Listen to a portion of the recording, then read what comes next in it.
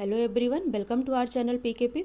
आज की क्लास में हम 2015 सितंबर का प्रीवियस ईयर पेपर देखेंगे, जिसमें हम मैथमेटिक्स के 15 क्वेश्चंस के सॉल्यूशंस करेंगे। ठीक है। और आपकी 20 वीडियोस अपलोड हो चुकी हैं, जो कि आपको मैथमेटिक्स के क्वेश्चंस कैसे सॉल्व करना है, किस ट्रिकी वे में करना है, वो मैंने सिखा रखा है। तो आप उनको प्रीवियस वीडियो से देख सकते हैं। आप प्लेलिस्ट में जाइएगा, वहाँ पर आपको मिल जाएगा maths seated maths by Poonam ma'am.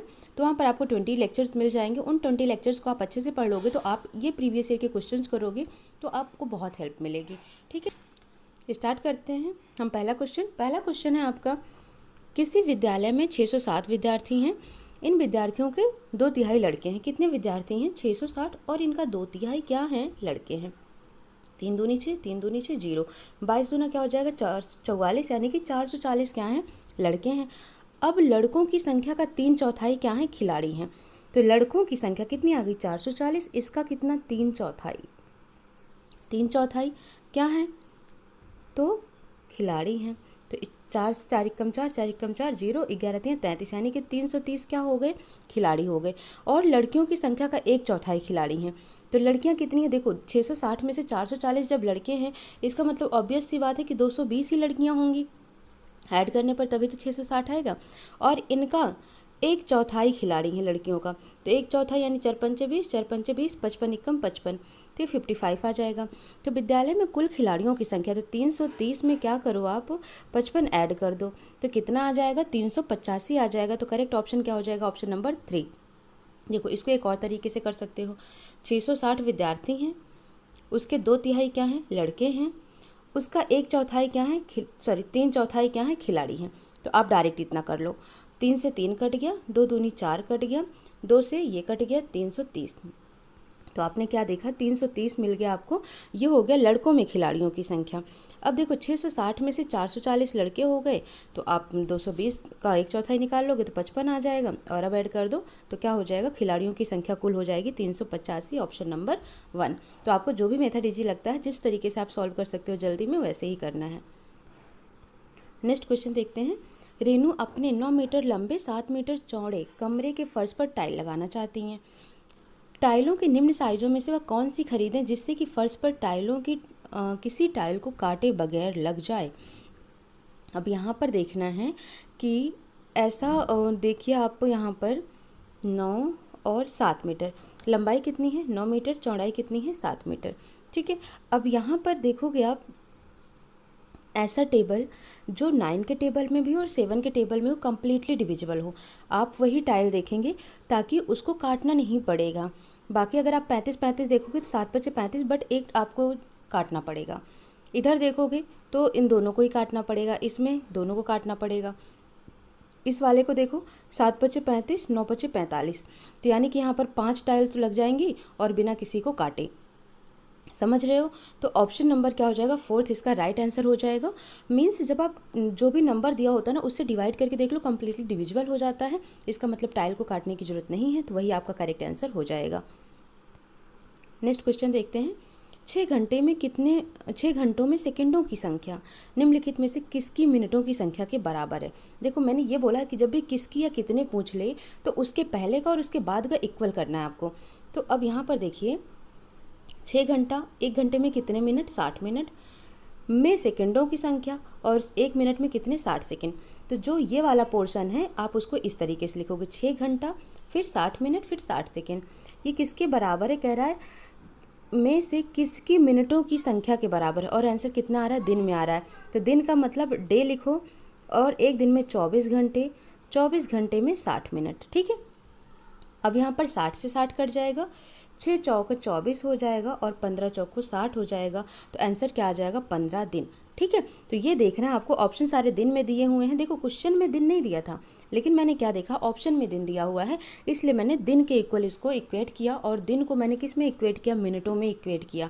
तो एक दिन को हमने डी से लिखा, डे होता है। एक दिन में 24 घंटे, 24 घंटे में 60 मिनट। अब हम सेकंड तक नहीं जाएंगे। ठीक है। और इसके पहले क्या दिया था? 6 घंटे में सेकंड। तो 6 घंटे को पहले मिनट में बदल दो, फिर सेकंड में कट कर दो, और उसके बाद क्या? 15 ला दो आंसर। ठीक है। ऑप्शन क्या हो जाएगा? 3 राइट आंसर हो जाएगा। क्वेश्चन देखते हैं। 4 घनाभाकार बक्सों की विमाएं नीचे दी गई हैं, लंबाई चौड़ाई ऊंचाई दिया हुआ है, तो इनका आयतन निकालना है। इन तीनों को मल्टीप्लाई कर देंगे तो क्या आ जाएगा, आयतन आ जाएगा। ठीक है, तो लंबाई चौड़ाई और ऊंचाई, तो सबका मल्टीप्लाई करके आयतन निकाल लो पहले। 25 दूना 50 और 18 पंचे 90, तो इसका आ जाएगा 9000। इसका मल्टीप्लाई करो, 23 दूना 46 और 46 दूना करोगे तो 92 और 9200 आ जाएगा इसका मल्टीप्लाई। ठीक है, 22 दूना 44 और 21 और 44 का मल्टीप्लाई करोगे तो 9240 आ जाएगा। 24 दूना 48 और 48 और 21 का मल्टीप्लाई करोगे, 48 और 19 का मल्टीप्लाई करोगे तो आ जाएगा ये 912 और एक जीरो है तो 9120 आ जाएगा। अब कह रहा है कि इनमें से ऐसे कौन से दो आयतन है जिनको जोड़ने पर ये आ जाए। ठीक है, 18440 आ जाए। तो इसमें से देखो, अगर हम बीच वाले दोनों को जोड़ देते हैं तो 0 0 4 और 0 को जोड़ोगे 4 आ जाएगा, 2 2 4। ठीक है, 9 दूनी 18, तो ये इन दोनों को जोड़ने पर 18440 आ जाएगा। इसका मतलब करेक्ट आंसर क्या हो जाएगा आपका, ऑप्शन नंबर 2 और 3 जिसमें होगा वो आपका राइट आंसर हो जाएगा। नेक्स्ट क्वेश्चन देखते हैं। किसी आयत की लंबाई 80 सेंटीमीटर परिमाप वाले एक वर्ग की भुजा का 2 गुना है। तो पहले वर्ग का परिमाप दे रखा है, तो वर्ग का परिमाप का फार्मूला होता है 4 गुणे भुजा, किसके बराबर है 80 के, तो 4 दूनी 8, यानी कि भुजा किसकी आ गई, वर्ग की 20 सेंटीमीटर आ गई। और इसका क्षेत्रफल कितना होता है, भुजा गुणे भुजा यानी ए स्क्वायर, तो 20 गुणे 20 कितना हो जाएगा, 400। वर्ग के बारे में इतनी चीज़ें क्लियर हो गई कि वर्ग का क्षेत्रफल 400 आ गया। नेक्स्ट कह रहा है जो आयत की लंबाई है वह वर्ग की भुजा की 2 गुनी है। तो आयत की लंबाई वर्ग की भुजा कितनी थी, 20 थी, उसकी 2 गुना मतलब 20 दूना 40 हो गई। चौड़ाई कितनी दे रखी है, 20 दे रखी है। इन दोनों को मल्टीप्लाई करो, 4 दूनी 8, तो कितना हो जाएगा, 800 आ जाएगा। इसका क्षेत्रफल आया, आयत का क्षेत्रफल आया 800 और वर्ग का क्षेत्रफल आया 400। तो आप देखो कितना अधिक है, तो 800 में से 400 घटा दो तो कितना आ जाएगा, 400 आ जाएगा। ठीक है, तो इसका मतलब आयत का क्षेत्रफल वर्ग के क्षेत्रफल से 400 सेंटीमीटर स्क्वायर अधिक है। तो ऑप्शन नंबर 4 इसका क्या होगा, राइट आंसर हो जाएगा। नेक्स्ट क्वेश्चन देखते हैं। हारून एक फल की दुकान पर गया, उसने 1.5 दर्जन केले 2.50 प्रति केला यानी 2.5 रुपये प्रति केले की दर से खरीदा। यानी कि 2 दर्जन का मतलब, 1.5 दर्जन का मतलब क्या हुआ, 1 दर्जन का मतलब होता है 12 केले, तो 1.5 दर्जन का मतलब क्या हो गया, 18 केले। 18 को किससे मल्टीप्लाई करोगे, 2.50 से, प्लस 3.5 किलो सेब, 3.5 किलो सेब उसने कितना खरीदा, 57.60 प्रति किलो की दर से, प्लस उसने क्या खरीदा, 1.5 किलो आम खरीदा, कितने की दर से, 75.40 रुपये की दर से। ठीक है, और उसने 750 ग्राम अंगूर खरीदे 120 रुपये प्रति किलो की दर से। 750 का मतलब क्या होता है, 3/4 होता है। देखो 750/1000 लिखो ना, क्योंकि किलोग्राम में बोला गया है तो ऐसे कट जाएगा। 25 या 75, 25 चौको 100, तो 750 ग्राम का मतलब होता है 3/4 किलोग्राम। और कितने रुपए की दर से खरीदा उसने, 120 रुपये की दर से खरीदा। अब क्या करना है, इनको सॉल्व करना है। 4 3 12, 30 या 90। अंगूर का उसने कितने का खरीदा, 90 रुपये का खरीदा। इसको 2 एकम 2, 3/2 लिख सकते हैं हम इसको। ठीक है, तो अब जो नेक्स्ट आपका बन जाएगा, ये बन जाएगा 18 और 2.50 को मल्टीप्लाई हम करेंगे तो कितना आ जाएगा हमारा, 45 आ जाएगा। प्लस अब 3.5 किलो सेब है और 57.60 रुपये प्रति के हिसाब से हम मल्टीप्लाई करेंगे तो ये आ जाएगा 201.60। कैसे करेंगे, देखो 3.5 है ना, 3.5 को क्या लिख सकते हो, 3 से 1/2 गुणे 57.60। अब इसको क्या लिख सकते हो, 3 दूनी 6, 7/2 गुणे 57.60। ठीक है, तो 2 से इसको 57.60 को कट कर दो, 2 दूनी 4, 2 8 16, 2 8 16 0, और 28.80 को 7 से मल्टीप्लाई कर दोगे तो ये आ जाएगा आपका आंसर। ठीक है, तो एक आ गया 45, एक आ गया कितना, 201.60। फिर कह रहा है 1.5 किलो आम, तो इसका जब मल्टीप्लाई करके इसका प्राइस निकालोगे तो ये आ जाएगा 113.10 पैसे पड़ रहे हैं। ठीक है, 113 रुपये 10 पैसे। ऐसे ही अगर हम अंगूर की बात करते हैं तो कितना पड़ रहा है उसको, 90 रुपये पड़ रहा है, क्योंकि क्या था, 3/4 गुणे 120 था, तो 120 को कट करो 4 से, 4 3 12 और 30 3 90। ठीक है, तो अब ये आ गया। इन सबको प्लस करो, इन सबको हम प्लस करते हैं तो ये आएगा आपका 449.70 पैसे, यानी कि 449 रुपये 70 पैसे उसको देना पड़ रहा है।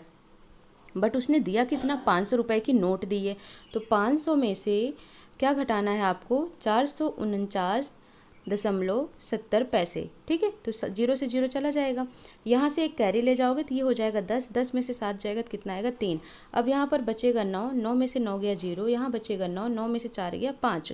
ठीक है, तो 50.30 यानी कि 50 रुपये 30 पैसे उसको वापस मिलेंगे। तो ऑप्शन नंबर 4 इसका क्या होगा, राइट आंसर हो जाएगा। नेक्स्ट क्वेश्चन देख लेते हैं।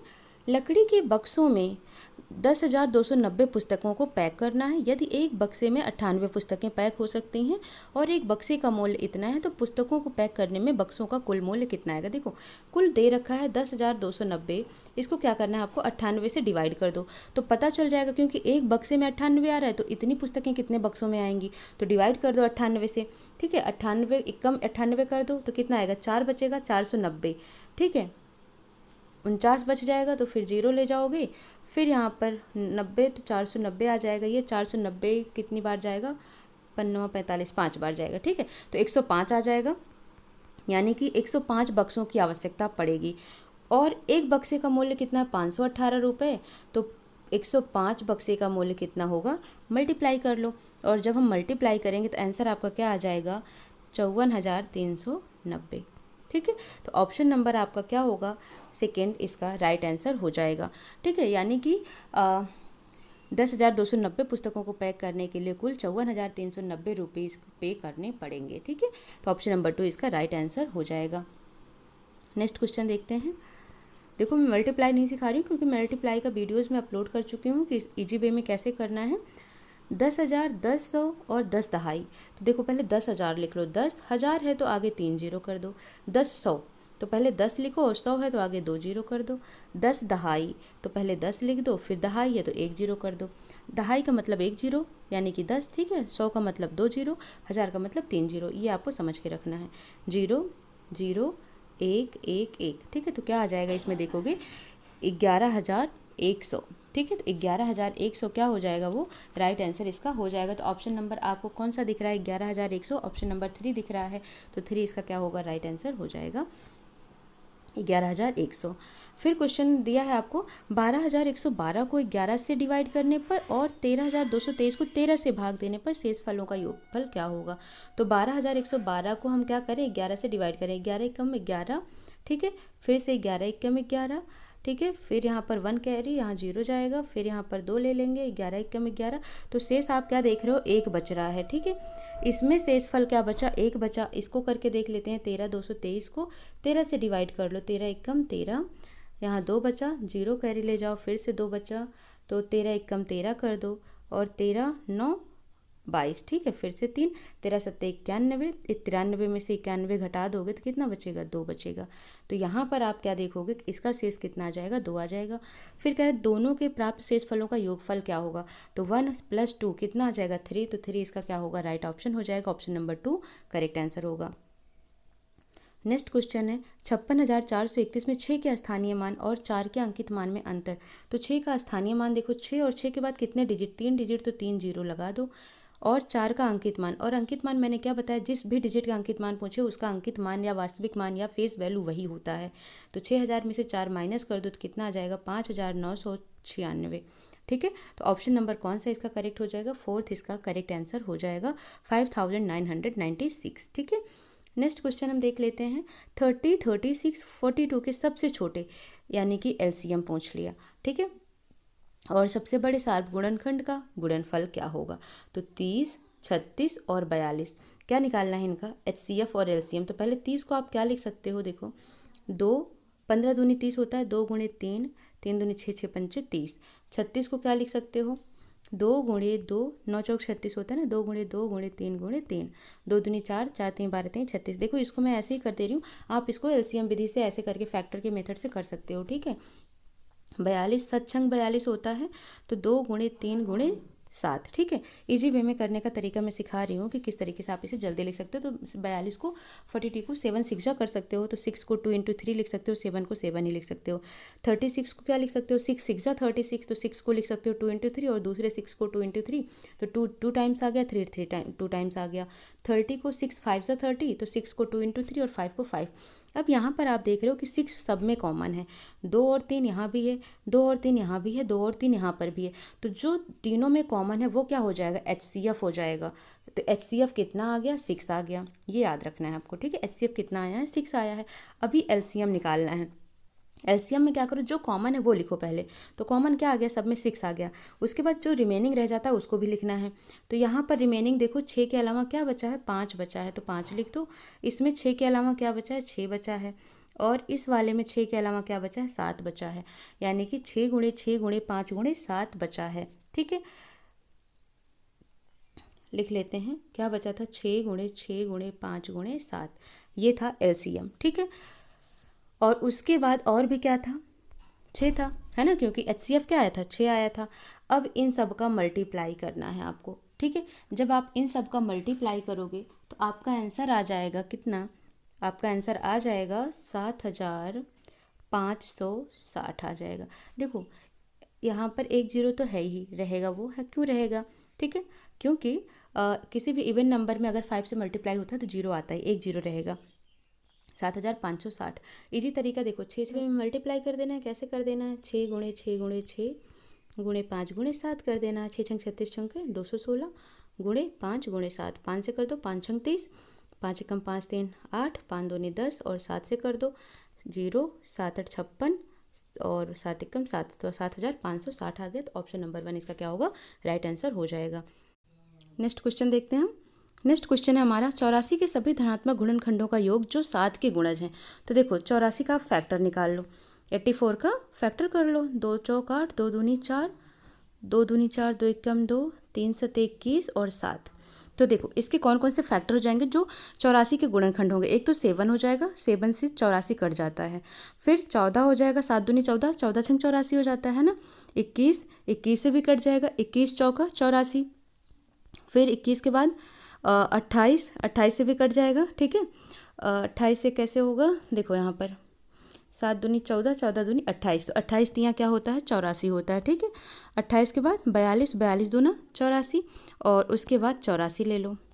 अब इनको प्लस करो, देखो 7 4 11, 11 1 12, 12 8 20, 20 2 22, 22 4 26 के 6 2 कैरी आ गया, 2 1 3, 3 2 5, 5 2 7, 7 4 11, 11 8 19, तो क्या आ गया यहाँ पर 19, 196, 196 इसका क्या होगा, करेक्ट ऑप्शन हो जाएगा। ऑप्शन नंबर 4 इसका राइट आंसर हो जाएगा। 7 के सभी गुणनखंड, सभी गुणज या सभी फैक्टर मल्टीपल जो 84 को डिवाइड कर सके उनको आपको क्या करना होता है, प्लस करना है। यहाँ पर देखते हैं, जब दिल्ली में समय 8:49 PM हो रहा है तो सिडनी में अगले दिन का 1:19 AM हो रहा है। ठीक है, अब 1:19 मतलब ये रात का टाइम है और ये शाम का टाइम है, और जब रात के टाइम में और इनके बीच में डिफरेंस निकालोगे तो कितने घंटे का आ रहा है, 4.5 घंटे का डिफरेंस आ रहा है। ठीक है, यानी कि 4 घंटे 30 मिनट का सफ़र इनके बीच में डिफरेंस है। तो जब यहाँ पर 8:49 हो रहा था तो यहाँ पर आगे समय चल रहा था, 4.5 घंटा आगे है सिडनी। तो इसीलिए अगर दिल्ली में 11:19 AM हो रहा है, मॉर्निंग का टाइम है ये, ठीक है, तो सिडनी में 4.5 घंटे आगे ही होगा समय। तो इसमें 4.5 घंटे क्या करो आप, प्लस कर दो। जब प्लस कर दोगे तो कितना आ जाएगा, 15:49, और 15 जैसे ही 12 से क्रॉस हो जाता है वो क्या चला जाता है आपका PM में। तो 12 के बाद कितना आगे गया, 3 आगे गया, 12 3 15, यानी कि 3:49 PM। ठीक है, तो ऑप्शन नंबर कौन सा हो जाएगा इसका, 3rd इसका राइट आंसर हो जाएगा। नेक्स्ट क्वेश्चन देखते हैं। एक मानचित्र पर आधा सेंटीमीटर भूमि पर 125 किलोमीटर को दर्शाता है। मीन्स हाफ सेंटीमीटर किसके बराबर है, 125 किलोमीटर के बराबर। Half centimetre equal to 125 kilometre को दर्शाता है। यदि दो नगरों के बीच की दूरी भूमि पर 2000 किलोमीटर हो तो मानचित्र पर उनके बीच की दूरी क्या होगी। तो इधर एक हाफ सेंटीमीटर बराबर किसके, 125 के, तो इसको ऐसे लिख लो, 0.5 centimetre is equal to 125 kilometre के। तो x बराबर किसके, 2000 किलोमीटर के। ठीक है, अब क्या होता है, इनका क्रॉस मल्टीप्लाई होता है, या फिर आप क्या करो, इनको डिवाइड करके इक्वल कर लो। तो ये हो जाएगा आपका 0.5 divided by x is equal to 125 divided by 2000।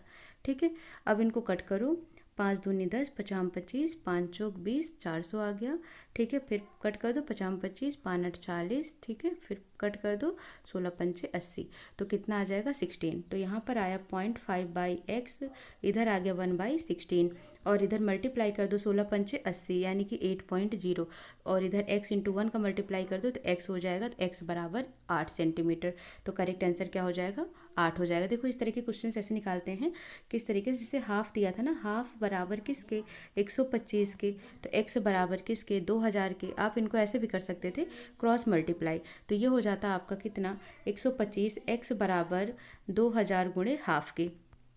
ठीक है, तो हाफ से ये कट जाता तो 1000 आ जाता, और 125 अट्ठे कितना होता है, 1000 हो जाएगा। ठीक है, तो इस तरीके से आपका आंसर आ जाएगा x बराबर कितना, 8 सेंटीमीटर। ठीक है, यह भी आपका आंसर हो जाएगा। तो आप कैसे भी कर सकते हो, करना आपकी चॉइस है। ठीक है, ओके, तो ये हो गया आपका ऑप्शन नंबर 3, राइट आंसर हो गया। नेक्स्ट क्वेश्चन देख लेते हैं। 60 नंबर, निम्न में से कौन सा एक सही नहीं है। देखो 2009 मिलीलीटर, तो इसका मतलब 2000 यानी कि 2000 का मतलब 2 लीटर और 9 मिलीलीटर सही है। 25 शतांश को हम 25/100 ही लिखते हैं, ये भी सही है। 0.57 बराबर है इसके, ये भी सही है। ठीक है, अब चाहे इसके आगे कितने भी जीरो लगा दो वो भी सही है। अब कह रहा है इस वाले को देखो, कोई सही नहीं है, तो ऑप्शन मुझे लग रहा है यही सही नहीं होगा, लेकिन हम ट्राई करके देखते हैं। 30 सेंटीमीटर भुजा वाले वर्ग का क्षेत्रफल, तो 30 सेंटीमीटर यानी कि 30 × 30 कितना आ जाएगा, 900, और इतने मीटर के आयत के क्षेत्रफल का समान है या नहीं ये देखना है। तो 45 दूना क्या हो जाएगा, 90। ठीक है, लेकिन कितना हो जाएगा, 4.5 था मल्टीप्लाइड बाई 0.2 था, और इन दोनों को मल्टीप्लाई करोगे तो 45 दूना 90, लेकिन एक और एक 2 डिजिट पर पॉइंट लग जाएगा, 0.90 मीटर आ गया। और इसको 100 से मल्टीप्लाई कर दो तो क्या आ जाएगा, 9 सेंटीमीटर, और ये कितना है, 900 सेंटीमीटर स्क्वायर, और ये है 9 सेंटीमीटर स्क्वायर। तो करेक्ट ऑप्शन क्या है, ये नहीं है, क्योंकि इक्वल तो आ ही नहीं रहा, वो 900 आ रहा है, वो 9 आ रहा है, तो ये आपका हो जाएगा इनकरेक्ट। तो पूछा इसमें से कौन सा इनकरेक्ट है, तो इनकरेक्ट कौन सा है, ऑप्शन नंबर 4, ये आपका राइट आंसर हो जाएगा। ठीक है, तो इस तरीके से आपके क्वेश्चंस कंप्लीट होते हैं। इसमें ऑप्शन नंबर 4 हो जाएगा, इसमें ऑप्शन नंबर 8 हो जाएगा, इसमें आपका 349। तो इस तरीके से आप क्वेश्चंस करके देख लीजिएगा। ठीक है, और मिलते हैं आप पेडागोजी की क्लास में। Thank you so much.